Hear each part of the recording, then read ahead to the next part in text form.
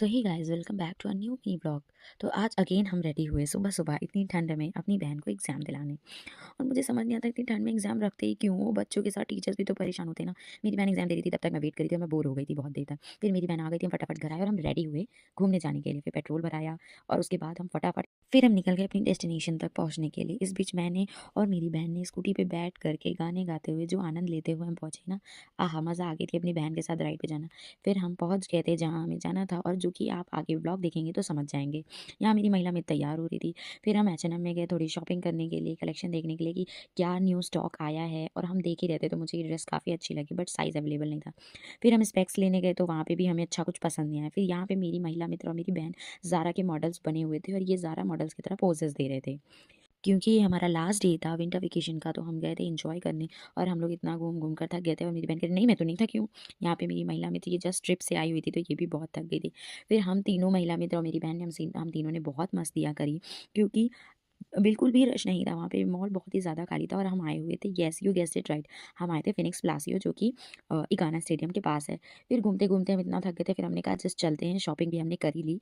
फिर हम इतना ज़्यादा थक गए थे कि बस हमने फटाफट कहा अब यहाँ से निकल। फिर हम पार्किंग में आए और यहाँ गाइस पे मेरी महिला मित्र अब कुछ हम कह बाहर रही आ हैं। गए हैं। अब हम जा रहे हैं मेरा कंछेदन कराने। ये लोग कराएंगे मेरा कंछेदन, हम कंछेदन कराएंगे और फिर कुछ भोजन खाएंगे। किडनैपिंग भी करेंगे। किसकी किडनैपिंग भैया? भोजन हमें फिर हमने फटाफट अपनी स्कूटी ऑन करी और हम निकल गए थे। फिर हम पहुंचे क्योंकि हमें भूख लगी थी, तो हम आ गए थे गणपति। यहाँ का खाना बहुत ही ज़्यादा टेस्टी और डिलीशियस होता है। मेरे मुंह में तो पानी आ गया। फिर हम पहुंचते ही हमने पानी पिया और हमने सबसे पहले ऑर्डर की मेरी पसंदीदा चाय, बहुत ही अच्छी चाय थी, मज़ा आ गया।